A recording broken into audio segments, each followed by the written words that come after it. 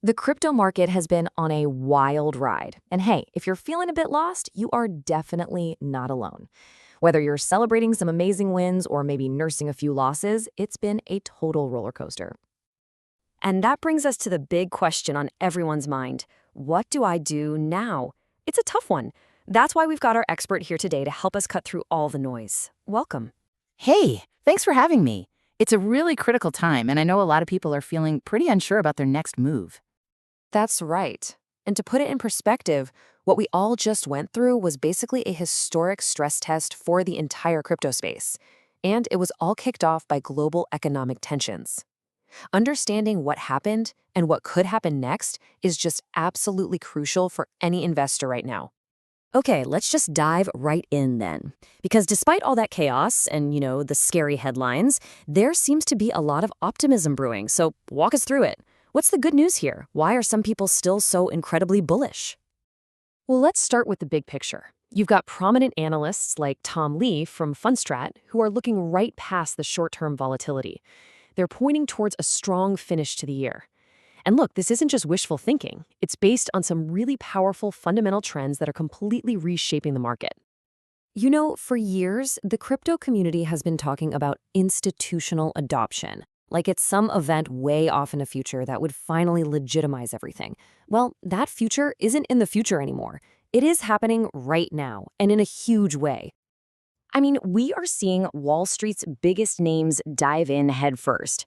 JP Morgan is now accepting Bitcoin as collateral for loans. Morgan Stanley is actually telling its clients to put a piece of their portfolios into crypto. And BlackRock, the world's largest asset manager, is rolling out brand new crypto products. These are massive votes of confidence. And it's not just talk, is it? These companies are putting their money where their mouth is. Exactly. This isn't just about financial products. Public companies are putting crypto directly onto their own balance sheets.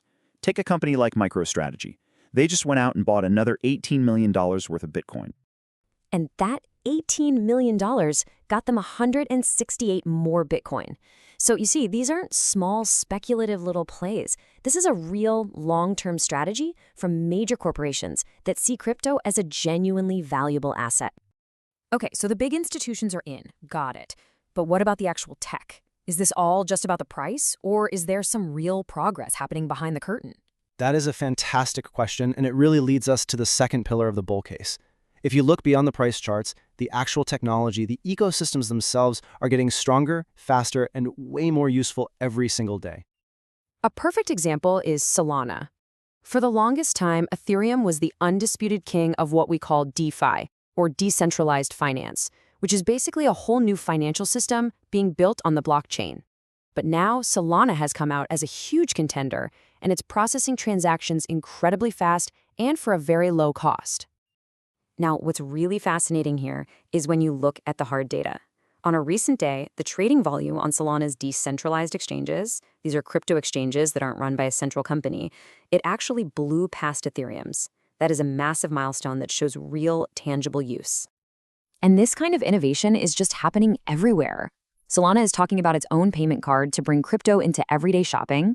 Ethereum is getting ready for its next major upgrade called Pectra to make the network even better, and Ripple is planning to pump $1 billion into its own ecosystem to boost activity. This is real, fundamental, long-term growth. So with all this big money flowing in and the technology just getting better and better, I have to ask the $1,000,000 question, or maybe the $100,000 question. What do the price predictions actually look like? Well, the forecasts are undeniably bullish. Based on these strong fundamentals we've just been talking about, analysts are projecting some serious upside. Just take a look at these numbers. We're seeing midterm targets for Bitcoin in the $140,000 to $180,000 range, with Ethereum and Solana also showing some huge potential for growth. Wow, okay, that all sounds incredibly positive. It's really easy to get excited hearing those kinds of numbers. But it can't all be good news, right? For every bull, there's got to be a bear.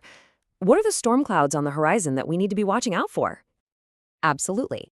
A balanced view is critical.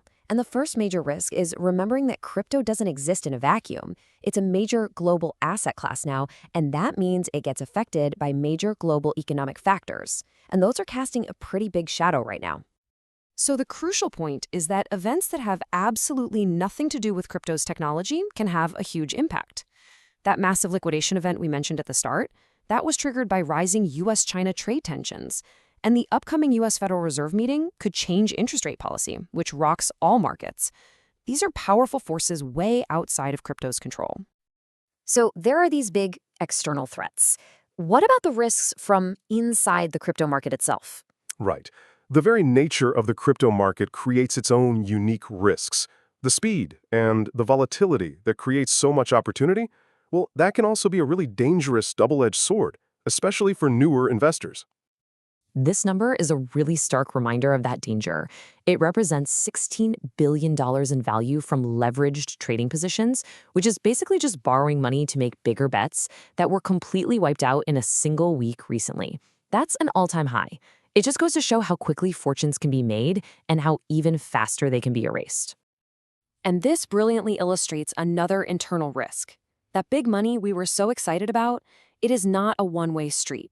In one recent week, while over $200 million flowed into Ethereum funds, nearly $1 billion flowed out of Bitcoin funds. It shows you that even institutional sentiment can be split and can change direction very, very quickly. Okay, so we've got global risks, we've got market risks. When you put it all together, what are the charts telling us right this second? Are we at some kind of tipping point? That's the perfect word for it. In technical analysis, we're testing what are called key support levels. The easiest way to think about a support level is like a floor. It's a price where, historically, enough buyers have jumped in to stop the price from falling any further.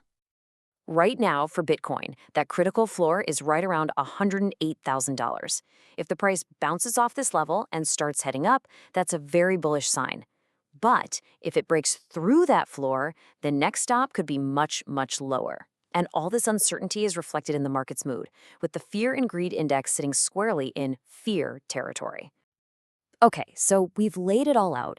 We've got this powerful bull case that's built on real adoption and amazing technology, but also some very real risks from the global economy and the market's own craziness. For someone who's new to all this or just feeling stuck and confused, how in the world should they process all of this? The right approach is not about trying to perfectly predict the future, because, let's be honest, no one can do that. It's about weighing the evidence clearly. On one side, you have the bull case, which is built on these strong long-term trends, like institutional adoption and real tech growth. On the other side, the bear case is focused on these immediate short-term risks, like economic policy and market volatility. So, the key takeaway here isn't getting a hot tip on whether to buy or sell today. It's actually about looking inward first. You have to define your own personal strategy. You got to ask yourself, am I investing for the next 10 years or just the next 10 days? How much of a price drop can my finances and, honestly, my stomach actually handle? Answering these questions before you make any move is the single most important step you can take. That is a powerful and very practical way to wrap this up. It's not about predicting the market, it's about preparing yourself. A huge thank you to our expert for shedding so much light on such a complex topic. And of course, thank you for watching.